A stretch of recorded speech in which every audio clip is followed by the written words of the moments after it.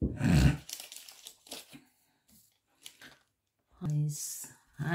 mga kamumoys, good evening po. Dito na naman ako sa kusina mga kamumoys. Another cookies, making cookies, another form. I will show you what I make here. Hapon, after yung coconut cookies ko, so kahapon na, nagawa ako ng dough ito. So, dough nga para sa Christmas. Cookies like a worm. That is keeper. Keeper ito mga kamuys. Yeah. Like a worm. So, ginawa ko kahapon mga kamuys. Ito lang. One komo, dako pa sa komo, o tatlong komo mga kamuys. So that is 300 grams flour only, 300 grams, and with almond and butter on eggs. Hindi ko na ano ang exact na recipe mga kamuys, pero gi-mold ko, and with the help of the hand, sa last gimold ko, then ilagay sa cold place, sa ref or sa labas. Sa labas ko nilagay kasi malamig sa labas sa amin ngayon. So walang snow mga kamuis, kundi very cold sa labas talaga. Walang snow, not slippery, wala nga snow. At saka wala pang minus, kundi 2. Baka mag-minus na mamaya kasi very cold kanina yung nag-groceries ako mga kamuis.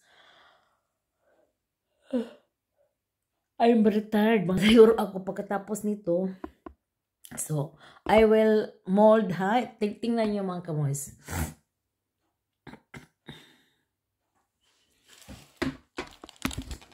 Tingnan niyo what I have to do. Mag-mold ako ha. So, ito, i-mold ko like this. With the hand only. Malinis na yung kamay ko mga kamoys. Diba, nag-ano na ako dito. So, like that. Maliit lang. Parang warm nga. Oh, ganuhin lang mga kamoys. Tingnan. Ito lang. Form. Ito ang form. At saka, parang i-forma ng, so like that. C. Or, like that. Or a mon form. Very easy lang mga kamoys. Kasi, galing na siya sa ref, parang ano ba, hindi siya not breakable, kundi fest sa sa kamay mo. Ganon lang. Parang 1, 2, 3, ano na siya, na form ng worm. I will show you mamaya pag maluto na siya. Mga ano lang siguro, swayback bliss. Swayback bliss is swipe form lang. Kasi hindi marami ang ginawa ko. I will taste another recipe from my daughter. Binigay niya, that is with sugar. Yung last week, nagawa ako without sugar mga kamoys. At saka ang sugar doon lang sa pagkatapos na mag-bake.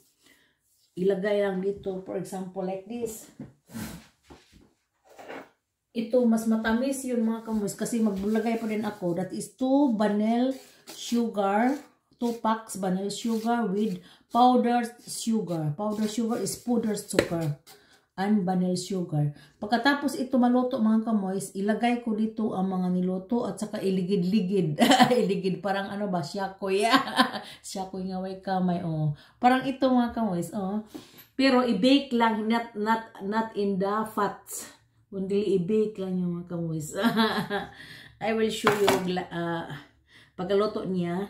Yan, ikurakan ko at saka I will, so like that only cook my kamoys. So, very elastic mag-ano lang siya, pwedeng warm i-form mo, pwedeng snake or snaky is yung hila. So like that kaga. Very easy lang mga kamoys magawa nito. At saka masarap. Ang ano ba, itong presko is masarap mga kamis. Kasi may sugar yun. Yung last week walang sugar. Talaga, isang recipe na walang sugar. Pagkatapos lang pagkatapos sa pag-bake, lagyan ng sugar.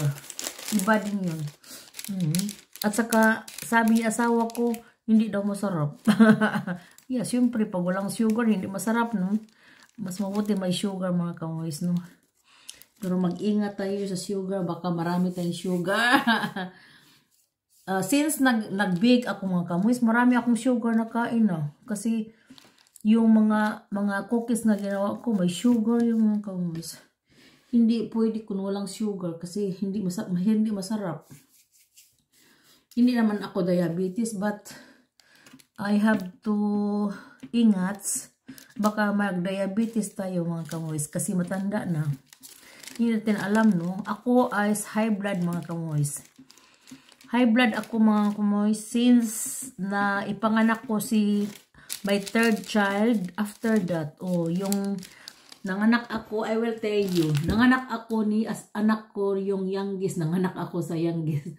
Nanganak ako ni Lisa, I'm 36, 37 man siguro mga kamoys. Kasi kang Ipa is 35, 36 ako. Parang ganun. So, for example, si Christoph, ang eldest ko, pinanganak ko siya 1988. Pagkatapos si Ipa 1997. 8.5 ang gap nila mga kamoys. I will tell you bakit bakit later ako nanganak mga kamoys. I will tell you na naman dito. I will make a story while making this. You know, si asawa ko noon, nakatira pa kami ng apartment.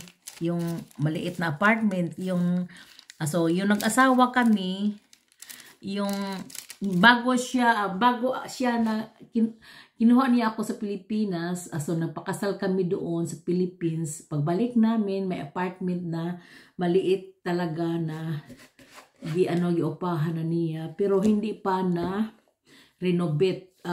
Hindi pa natapos ba? Pero nag-renovate. Kasi yung pagsinulatan namin, yung after 2 years, nagsinulatay kami. Diba, nagpinpal kami ni Reinhard since 1985, 86, 87. Ito, past 2 years ang namin. Pagsulat namin, nagpinpal. At saka yung pagbalik, 1987, that is January, before my birthday. Darating siya mga kamoys, January 18 sa Philippines, 1987. At saka, kasi sinabihan ko siya, hindi ako pupunta sa Germany. Sinabihan ko talaga siya. Matakot ako, kailangan mapunta ka sa Philippines. Mga tubang sa nanay. Wala na si tatay at that time. Wala na. At saka, nangatubang siya mga kamoys, pero natakot siya na hindi niya ako madala sa Germany. At saka, ang sinabi din sa pamilya ko, kailangan magpakasal daw kami bago ako magpunta dito. Pero, ang purpose niyan, hindi pa kami magpakasal. Dito lang sa Germany magpakasal. Nagpadala na siyang ticket, back and forth mga kamoys. Back and forth. Hindi, pag lang, patungo lang sa Germany yun. Not back and forth. Siya ang back and forth. Yung patungo sa Germany ba, may nagbili na siyang ticket. Sa Eurasia yun noon. Yun ang Eurasia in Düsseldorf. Doon siya nagkuha ng ticketing. At saka pinadala niya na sa Pilipinas mga mami. Doon sa Rojas Boulevard man siguro yun. Ang opisina nila, ang main office nila. After sa kasal namin, doon sa Cebu 1987, kasi lang kami ng huwis, mga kamuwis. Para lang makapunta ako sa Germany kasi bawal ako pupuntahin sa pamilya ko mga kamuwis. Baka ibinta daw. Baka ibinta. Very ignorante ba noon. Pero si Reinhard di man masalbahis mga kamuwis. Butan man ang iyang parents, butan. Pero hindi namin alam ba kung ano pala ang Pero nakita ko na yung parents niya, padala siya ng picture noon. At ang problema lang noon ang telepon.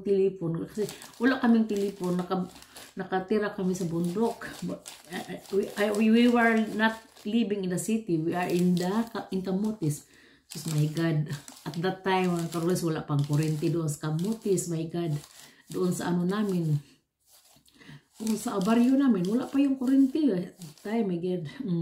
Ang kurente siguro nandoon sa lungsod, pero night lang din ipa-kunik. Sa bundok, wala pa yun. Dito sa amin, sa baryo, wala pa yun mga kamumis. At saka,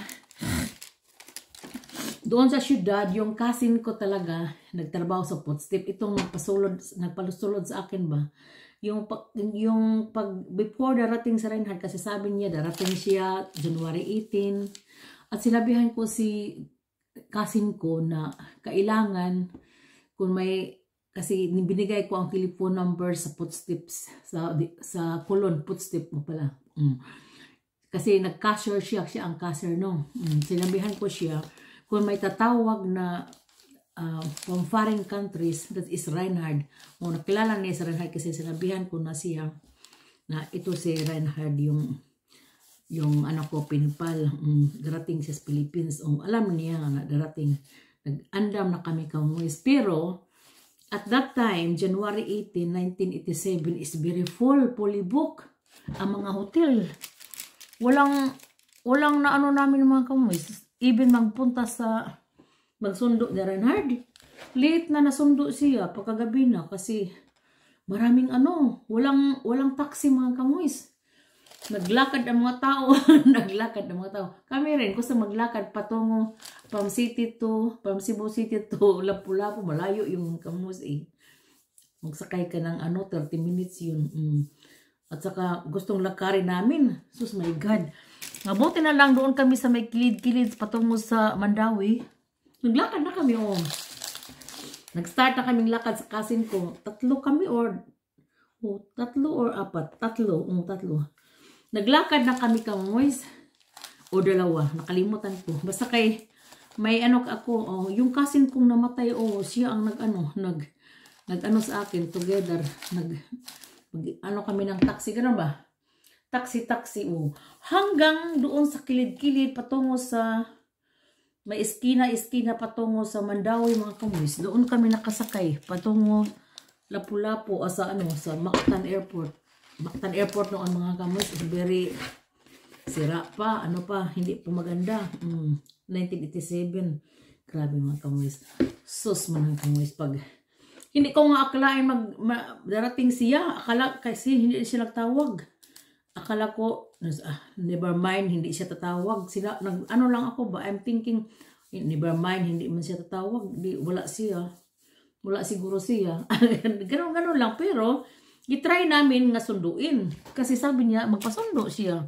Ang isuot niya mga kamoys, yellow na sweatshirt, pullover, at itim na kasunis. Itong picture na ito, nandito pa sa, sa picture, ang picture niya, nandito pa hanggang ngayon. Ito ang sinuot niya yung pagdating niya sa Philippines. Hindi ko akalain na darating siya mga kamoys. Ginoo ko. Doon siya nakaupo sa parang murang bato. Barang bato doon sa waiting sa outside. Mabuti na lang siya, hindi siya kinuha ng iba. Okay, sabi nila is is danger kung may ibang sa kanya ba, yung mga babaeng mataas na lipad. Ginano siya, nagganon siya mga kamoys with malita, tapad niya malita, nakaupo. Luoy ka tan hours mga kamoys, basta marami, 5-6 hours mo siguro yun mga kamoys. Nag-wait siya doon. Buang-buang din, bakit hindi siya tatawag?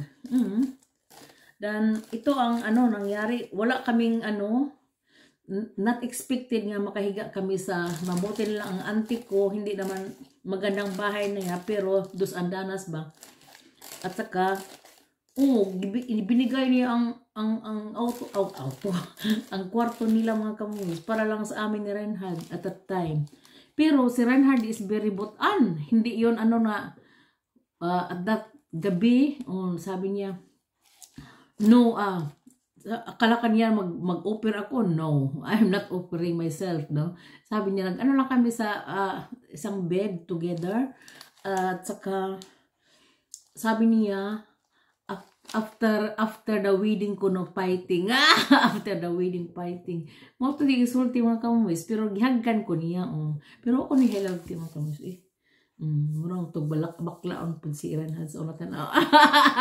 Murang to baklaon tanawon mga kamuis. Bata pa kasi tanawon mga kamuis. 24. Niwang kaayos tanan mga kamuis. Grabe. Mura lagi pag ingon ako la. Saan to si Renhard nga perti mo tong niwanga nga karon tambok naman noon nga ano siya nakaanak siya tulog ka buok no.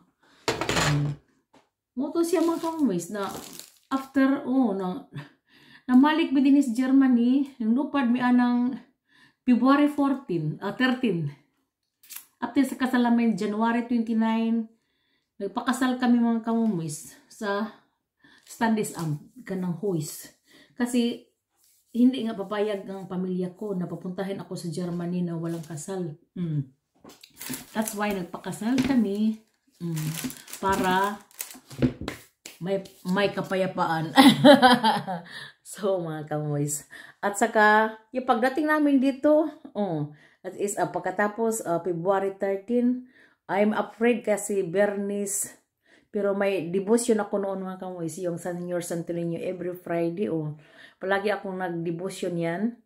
Kasi why siguro na ano kami ni Reinhard na mag-devotion ako noon. Ano ba, mag-pray.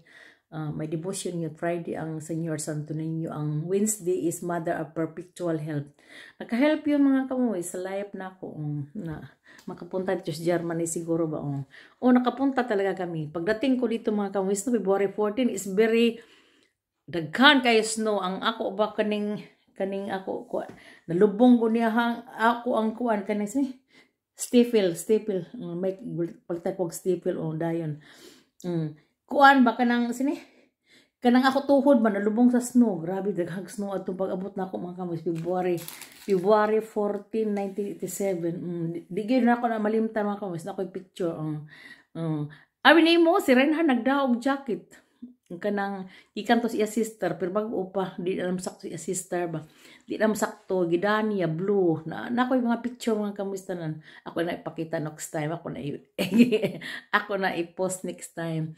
Grabe nagda siya jacket ibutang niya sa malita gipasukod pagid niya hasag pangatawas ako pamilya dito sa hotel kay ni siya nga Lisa you must wear kuno jacket when you come in Germany kay very snowy, kadang daghang snow.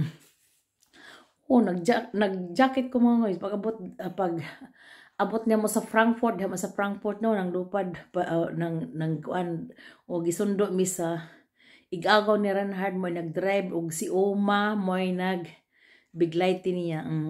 Uban si Oma ba, nasugat na ako. Niya si Opa, pag abot na ako dito sa balay mga kamis, nagda si Opa og flowers. Kanang welcome to the family. Nindot ilahang ko anya gipakaon ko sa man to ilahang rice nga dagko man to nga mura man to hindi man to rice nga isyan nya butangan og soup nga kanang mo na nang soup nga nakaibaw na ko sa paghimo karon mga kamoys during Christmas or kanang kung matugnaw good kanang kung muutog now kan himuon na siya ang soup na nako mga kamoy chicken soup with spargel and mga kuan basta kay daghan mga ibutaw diha mga kamoy basta na welcome ko nila first time in my life nya nakahigda gimi diri hangtod after 3 months mga kamoy nya ang apartment gipahuman gini Renhard every day ako'y tigdala sa mga kape ngadto sa apartment gamay apartment pero at least wala may manipo na sa iyahang parents after 3 months kay gipa-renovate man og continue ni Renhard wala pa matumhuman pag adto niya sa Pilipinas motong pagbalik namo diri malagi gipahuman unya diri pa may nahigda after gipakasal mi mga kamoys og ganang Mayo 29. Ang amo kasal diri official diri sa church, Catholic Church. dili in grande pero at least gipublishingan mi sa iyang parents kay gusto niya dinhi gid ipakasal unta dili dito sa Pilipinas niya ang amo kay Standis Ampra ba dito sa Pilipinas kanang huwis dinhi ang kuan ang church wedding kay gusto niya ang iyang pamilya, iyang sarabaya, igsuon o sarabaya. Pero ang iyang mga igsuon ni Upa, igsuon ni Uma, motambong o moto siya, nagpakasal gid mi. Mga 20 plus ka tao siguro. Ug katong igsuon ni Reinhard na may boyfriend din siya, nanundog pud siya mga kamoy. Sulat-sulat pud siya. Pero tagamot singlat bara di ay. Nagsulat-sulat ko na sila or terrible punuhay ba. Makatawa ko. Oo niya. Basta kay at least na timingan nga they were good families also. Kaning balay nga mo gipuy-an karon mo ning ilahang balay. Kay namatay na sila atong for 4 years. They were a very good parents-in-laws. Hindi yun, maldita man si Uma, pero kibaw po kumuda niya ba? Kanang nauban, di magkuan, di magina sila magkuan ang mga parents-in-laws, kasarabahan, kakaragahan. Pero di po ko slimer, or kanang kuan ba, slimer, dili. Kanang kuan lang, musulti lang ko ni Uma, muari magdako pagkaon, pansit, or munggos, mo siya nga, uy, it's very delicious, kuan ko no, delicacy ko no sa Philippines. Mukaon siya mga kangoys, what I have, kasi di man siya kahibaw kung muluto og maayo.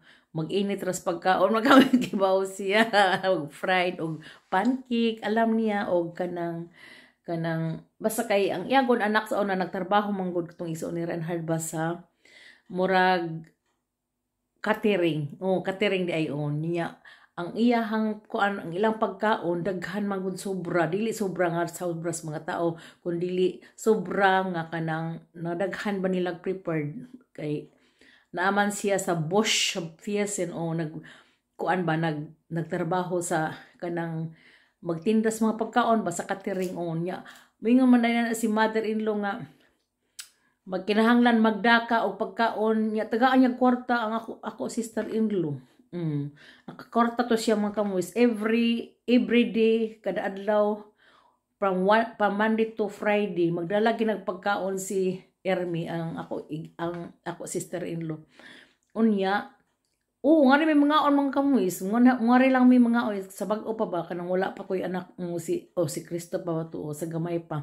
Ngari may mga kay na may daghang pagkaon initon lang ni Uma initon lang sa kahaba mga schnitzel daghan huner kasi daghang mga pagkaon mga kamuis buong kas pagkaon na ay may mga salad grabe lami atong ilang catering dignahan kaayo ko hangtod nagbuntis ko ni Cristo lami kaayo kaon og mga karne mga kamuis schnitzel kanang bawk flies isleka So mga kamoys, hanggang may apartment na kaming malaki, si Reinhard dili unta siya mga anak og daghan ako dili mga anak dili siya gusto ba kay usara iyang gusto si Christopher. Nag-wish man ko nga gusto ko babae diha na decide na nagkuha ko mga driver's license usa mga kamoys usa pa ko na nanganak mas maayo gyud basta magkuha og driver's license kay umato kag doktor pero nakabangga kog auto mga kamoys after sa pagpanganak nako ni ang ikaduhan akong anak kasi gipadidi nako siya og walay tubo niya nagdrive kami ra ni Christoph at Higayona padung sa Lobres grabe na bangga kay kusog ang uwan ba ko kita sa Gigin Fair Care kanang sa other side gani unya ni lift ko na kuan ginang auto mga kamoy sa tibok gyud di na magamit kay nibuang kuan ba ang atubangan sa auto purti bang buruta kanang na open ba di na ma-close ang ni burot cost money ang paghimo na ko ikaduhang anak really kay baby pa man si Ipa baya mga after 1 week na hitabo ang nabangga ang ako auto sa Gigin Fair Care kay nag-turn ko og left unya itom kaayo ang ang langit ug uwan kaayo ning bunok. Grabe mo to. Murang wag atong higayuna ba pag ingon nako nga magpalit ko og kuan. Pagpalit ko kuan Renhard kami ni Christoph. Ako gidas Christoph ang bata gibili ni Renhard. Kay sayo man sa Sabado man sa to natabo. Grabe mga kamis. My God, thank you Lord nga war ami maunsa no kay kun simba ko ba na kuan ang auto lagi ang atubangan sa auto ba di na masira. Ang kanang butangan sa oil masiguro na oil or motor. Ang motor kana sa motor nga hawbi. Do. So mga kamuwis, nahuman na kung kuan mga kamuwis istorya. So I will show you. Tapos na ito. Na-form ko na mga kamuwis. Full. Pagkatapos, i-bake ko siya. So tapos na. At i-bake ko siya mga kamuwis. Mayroon pa mga 1 back bliss din. Itong back bliss mga kamuwis. Itong form. That is back bliss. 2 back bliss lang siguro mga kamuwis. I will form right now o ako i-bake ha. See you later.